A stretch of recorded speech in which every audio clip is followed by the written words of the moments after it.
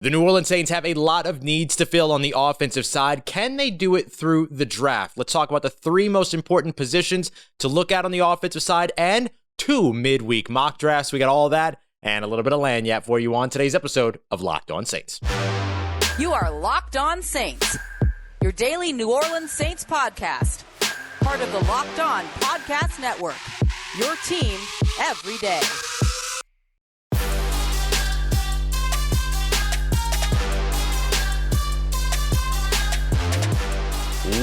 What is good, Who Dat Nation and Who Dat family? Welcome into another episode of Locked On Saints, your daily podcast covering the New Orleans Saints, part of Locked On Podcast Network, your team every day. Thanks as always for making Locked On Saints your first listen of the day every day. Don't forget that we're free and available on all platforms, including on YouTube as well. And I am your host, Ross Jackson, at Ross Jackson Nola on Twitter, Canal Street Chronicles, Locked On NFL, and here with you every single Monday through Friday on Locked On Saints. And I want to spend today's episode talking about the draft. We've done a lot of defensive coordinator, offensive coordinator, head coach talk. I want to take a little bit of a break from that, get into something a little bit more refreshing, the NFL draft, especially with the combine right around the corner. And look, the New Orleans Saints have three extremely important positions that they need to address on the offensive side of the ball, and they'll need to do that through free agency as well as the draft. So let's talk about how they can do it. And those three most important positions on the offensive side all start off, of course, with quarterback. Now, we've spoken constantly over the course of the past few weeks since the season ended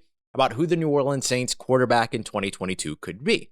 It could be Jameis Winston. It could be Taysom Hill again, as he was the one that wrapped up the season. But of course, he has the Liz Frank injury that he's coming off of. Jameis Winston has the ACL injury that he's coming off of. Plus, he's a free agent.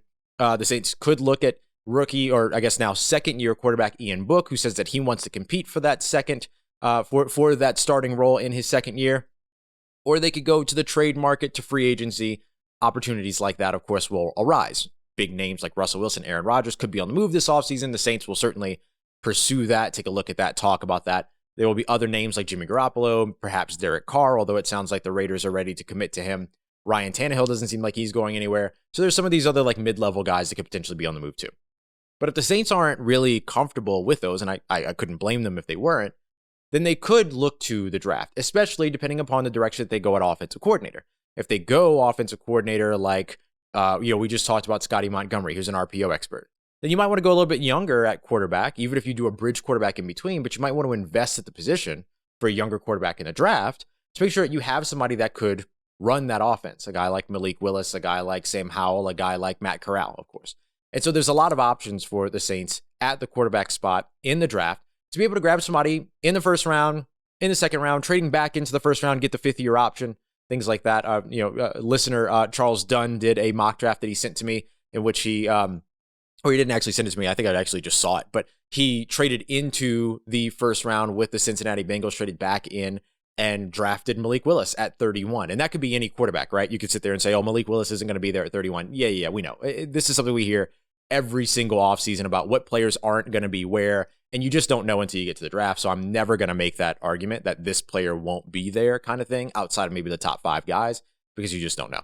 But regardless, the idea of trading back into the first and grabbing a quarterback is a smart one. That's what the Baltimore Ravens did years ago when they traded into the first round, traded back into the first round, and drafted Lamar Jackson. Then they got the fifth-year option on him. That extends your rookie contract effectively for that quarterback, which allows you to build up the rest of the offense, and especially the Saints, who are, always kind of up against the cap.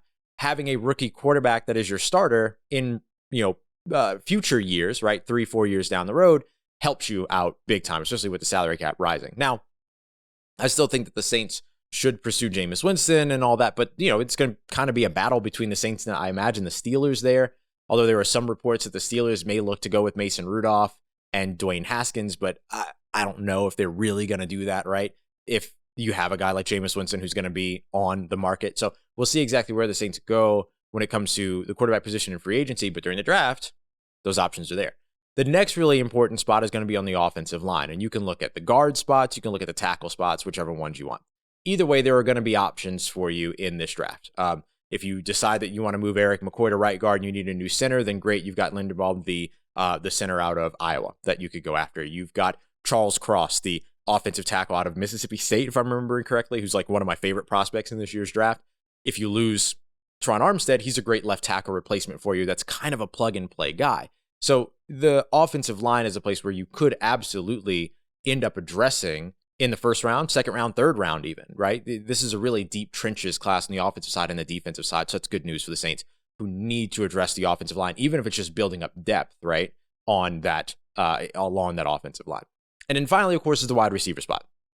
Wide receiver just gets deeper and deeper and more talented every single season. You've got guys like Treylon Burks, Chris Olave, Garrett Wilson, Jahan Dotson, now Christian Watson out of North Dakota State University, who turned a lot of heads at the Senior Bowl. He's going to continue to turn heads when he runs at the Combine for sure.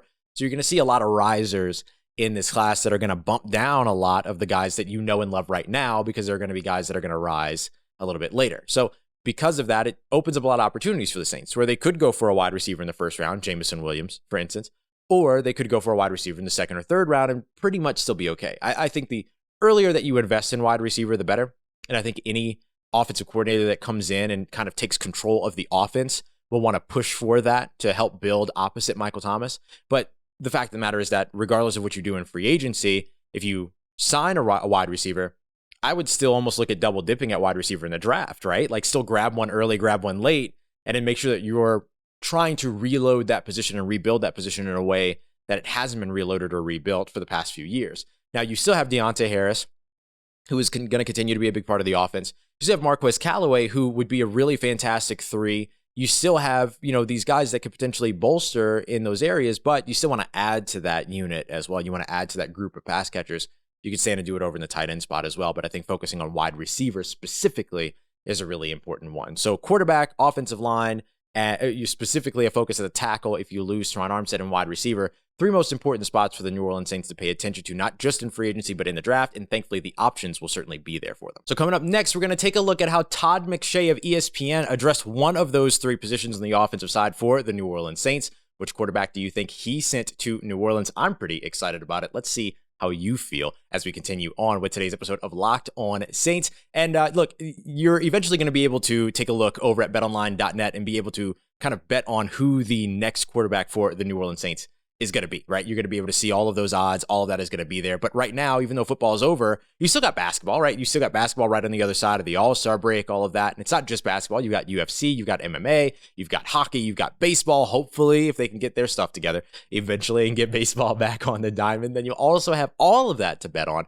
over with our friends over at betonline.net, the number one place to go for all of your sports betting, our exclusive online betting partners here at the Locked On Podcast Network. This doesn't get any better than betonline.net. You can get news, podcasts, analysis, everything you need there, as well as all the updated props, odds, and lines as well. So don't miss out on the brand new and redesigned outlook and interface over on the website or through your mobile device. You can find it all over at betonline.net, where the game starts. All right, Who Dat Nation, continuing on with today's episode of Locked On Saints. Thanks as always, making Locked On Saints your first listen of the day every day. Don't forget that we're free and available on all platforms, including on YouTube as well. If you like what you're getting so far this offseason, know that we're not going anywhere. 5 days a week, all throughout the offseason, if not more.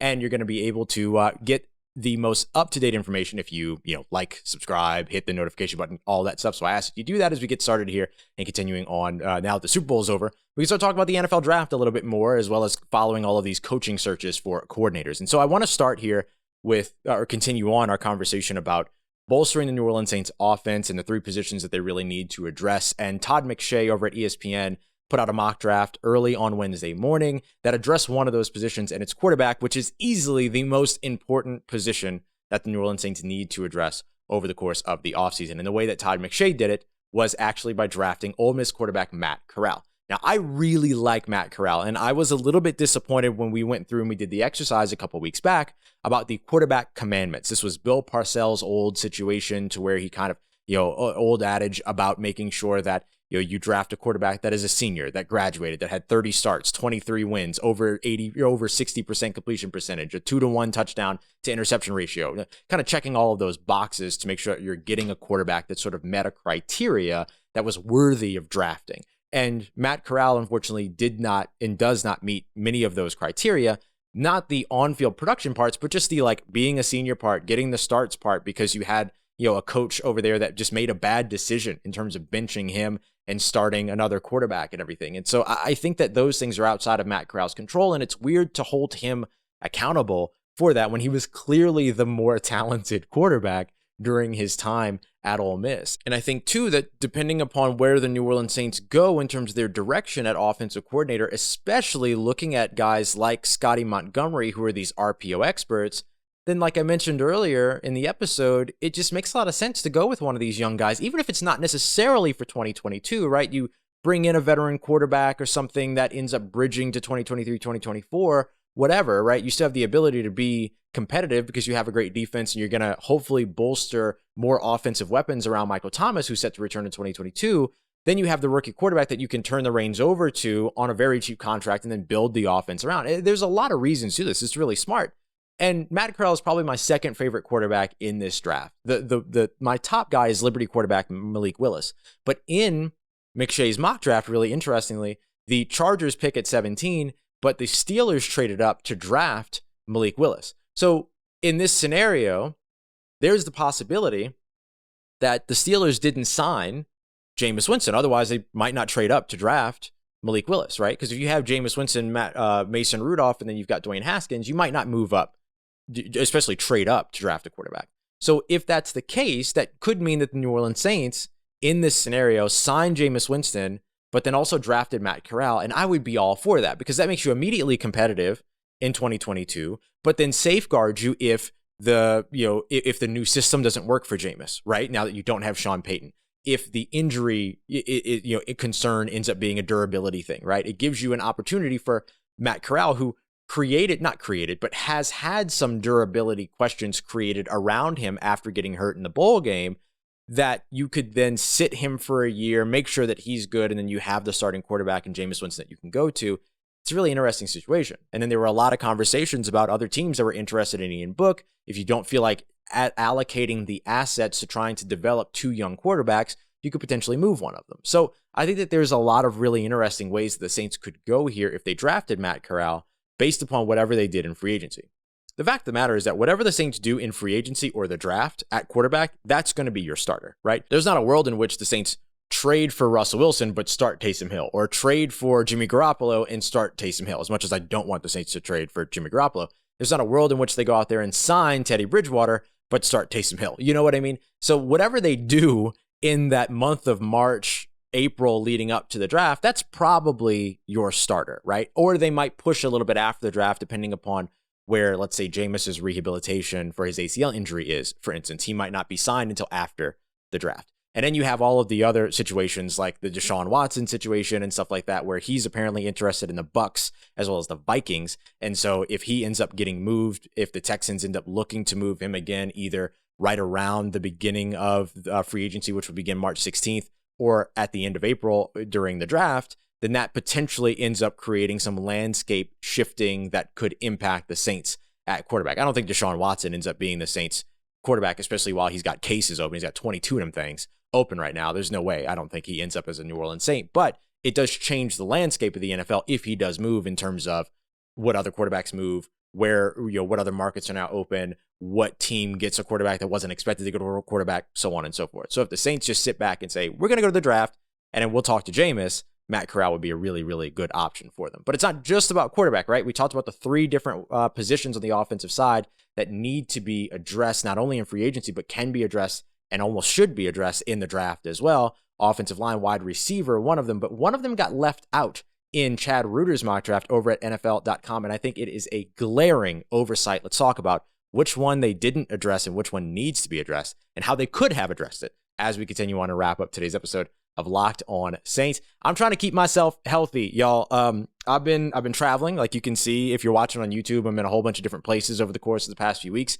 Everything. So I've been trying to stay on top of my game and everything, make sure I have my energy, make sure I get my protein. And the way I've been doing that is with Built Bars. Best tasty protein bar on the market. And I don't know if you've tried them yet, but they also have the Built Puffs, which are these marshmallowy, super sweet, super great protein bars that are just to die for. You've got things like marshmallowy, cinnamony, churro. You've got lemon almond cheese. Like, you have so many of these different flavors that are just phenomenal, but they're in this sort of marshmallow protein-packed marshmallow bar while you're still only getting 4 or 5 grams of sugar, 17, 18 grams of protein, just like you get with the regular bars, and they're still covered in 100% chocolate. So they might be sweet, they might sound like they're super sweet, but you're not overloading on sugar. You're not going to have that midday crash. And in fact, Built Bar is perfect for you if you are experiencing the midday crash from all that coffee that you've been drinking as well. Shout out, I know I drink a lot of coffee. But the Built Bars help me through it, and the Built Bars can help you through it as well. Go and try them for yourself. Head over to Built.com. Don't forget to use the promo code LOCKED15, LOCKED15, so you can get 15% off of your next order. That's Built.com. Built Bars, the best tasting protein bars on the market. Let's get it, Who Dat Nation. Wrapping up today's episode of Locked On Saints with Chad Reuter's NFL.com 3-round mock draft, where there is a glaring miss in this mock. 3 rounds up, 3 rounds down, not a single wide receiver selected in this draft, and I think that is a glaring oversight. The New Orleans Saints should absolutely be investing in wide receiver in free agency, maybe even multiple wide receivers in free agency, maybe even multiple wide receivers in the draft, but one of them needs to come out in the first 2 days. That has to be a situation for the New Orleans Saints they have to see through. First round, second round, third round, don't care when it is, but in those first 2 days, preferably first or second round, you have to walk away with a wide receiver. And in this mock draft by Chad Reuter, you do not get that. So you do get, though, a fantastic selection at pick 15. So this is a trade up. This is assuming that the Saints get a compensatory 3rd round pick for Trey Hendrickson. In this mock, the Saints move up from 18 to 15 with the Philadelphia Eagles by trading away pick 18 and trading one of those 3rd round picks, not the compensatory selection that they'll get for Terry Fontenot, but instead the compensatory selection that they're going to get, that they could get for Trey Hendrickson. And in this mock, they draft Mississippi State offensive tackle Charles Cross. And this is with the understanding that Terron Armstead, or the assumption that Terron Armstead signs elsewhere. Terron Armstead's going to make $20+ million this offseason in free agency if he signs with another team like the Cincinnati Bengals or the Jacksonville Jaguars, who ESPN called his best fit moving forward, especially with Cam Robinson potentially on the way out there. But if you get Charles Cross, you get an extremely athletic guy. You get somebody that's really fundamentally, technically sound, that's really, really outstanding. Great punch, great anchoring, does everything well. I mean, this guy is one of my favorite prospects of the draft, Charles Cross of Mississippi State, but definitely my favorite tackle of this class as well. And he's going to fall behind names like Evan Neal and Trevor Penning and stuff like that. But to me, Charles Cross is the best tackle in this class. And so I love seeing the Saints walk away with him at pick 15. There's a chance they might not even need to trade up. I guess the Philadelphia Eagles do prioritize a little bit of tackle play there. So you could see the Philadelphia Eagles, who pick at 15 and 16, as well as again at 19, but then you've got the Chargers in there. I don't know. I don't know that you necessarily need to move for Charles Cross if he's there at 15. You might see him fall to 18, knowing that the Eagles are going to be looking at their defensive line. They're going to be looking at safety. They're going to be looking at corner. They're going to be looking at offensive line in the interior, stuff like that. So you might be able to get away with it, but Charles Cross is just one of those really, really good prospects that if he's on the board and you can go up and get him, then certainly make the move. Go up and get him. Now, here's where I have a little bit of an issue. At pick number 49, they have the Saints going with Jaquan Brisker, the senior safety out of Penn State. Now, here's the deal. I like Jaquan Brisker. He's one of the 2 rangy safeties that I actually like in this draft in terms of coverage safeties. There's Kyle Hamilton, who might be one of the best safety prospects we've ever seen coming into the NFL. And then there's Jaquan Brisker, who is, he could play downhill. He does the box safety role really well, but he's probably the next best guy when it comes to covering sideline to sideline, having some range and having some coverage ability, some playmaking ability, things like that. You like to see more playmaking ability from him for sure, but this would be the Saints replacing Marcus Williams, which I think they could potentially do in free agency. Guys like, Marcus May, for instance. For instance. So I think that in the second round, when you still have, let's see what other wide receivers were still on the board by the time that they went with Brisker. So the first wide receiver to come off the board after Brisker doesn't come off in the rest of the second round. It actually goes into the third round, which is kind of wild. But like we mentioned, it's going to be kind of top heavy. But David Bell was still on there. Calvin Austin III was still on the board there. I mean, to pass up on David Bell at that point in the second round just feels a little irresponsible to me when you know that you need a wide receiver. John Mechie was still on the board in terms of wide out there as well. So I think that the Saints in that instance at pick 49 would go wide receiver or potentially even go quarterback as well, depending upon what quarterbacks were still on the board. And a big name to watch and a big riser is going to be North Dakota State University wide receiver Christian Watson, who is Jeff Ireland's type of receiver. kind of coming from a small school, although NDSU is much bigger than than its status as an FBS team, but it is, or excuse me, an FCS team. But 6'4", over 200 pounds, big body, quick, fantastic mobility. I mean, just really, really good in short area quickness situations and things like that as well. So for me, that's a spot that I think Christian Watson, when we talk and we look at mock drafts, 3 weeks from now after the combine, Christian Watson's going to be a second round guy that gets tossed around, maybe even a late first round guy that gets tossed around. And then finally at pick number 98 in the third round, this was the projected compensatory selection for Trey Hendrickson. They ended up having the Saints take Brian Robinson, the running back out of Alabama. You've heard me talk about that before. I would love that selection, have him for a year learning behind Mark Ingram about how to be that tandem role with Alvin Kamara, and in fact could even be one of those guys, right? Mark Ingram, Brian Robinson, I'd be pretty comfortable with for the New Orleans Saints if Alvin Kamara has to miss 4 to 6 games early on because of the incident in Vegas. I'd be pretty happy with that. And then you could go into free agency and grab like a Jordan Howard or somebody that can be a little bit more of a pass catcher for you. There's a lot of different ways that you could go with that at the running back spot, but I love the idea of Brian Robinson in New Orleans. The other running back that I really like is out of Florida, Dameon Pierce. Fantastic, does a little bit of everything, fantastic pass protector as well, which you know that the Saints value a lot. And in that final third round compensatory selection, just as a reminder, was one that was traded away in order for the Saints to move up in this mock from 18 to 15. So that's it. Those are your that's the mock draft for you. I think it's a big time miss here to not have a wide receiver go. I think you have to get a wide receiver in the first or second, or maybe even the third round. And so to not see one there, that's huge. But we've seen now how the Saints could address quarterback early. We've seen how they can address offensive line early. And we've talked through how they can address wide receiver early, which were the 3 big ones that we felt like the Saints really, really need to address over the offensive side really, really quickly, not only in free agency, but also in the draft. Tomorrow, let's do the same thing. But let's flip over to the defensive side. Are there positions that the Saints should still be investing in on the defensive side in the draft? I absolutely think that there are 3 core ones. We'll talk about which ones those are, and we'll do the same thing. We'll break them down, take a look at rounds 1 through 3, where they could potentially land those, and maybe even go into some day 3 conversation as well. So I have that coming up for you on tomorrow's episode of Locked on Saints. I appreciate you as always for making us your first listen of the day every day over here on the show. And don't forget for your second listen today to go and check out Locked on Bets, your boy Q, handicapping expert Lee Sterling. Everything you need to know to help win you some money over on that betting market. Go and check them out, Locked on Bets, wherever you get your podcast. And as always, y'all, thank you again for making me a part of your day, a part of your routine. If you need anything else around those New Orleans Saints, you know you can follow me on Twitter at Ross Jackson, NOLA. Hit me up. Let me know how the family's doing. Let me know how you're living. Let me know how your mom and them. I trust you, that nation. I'll holla at you.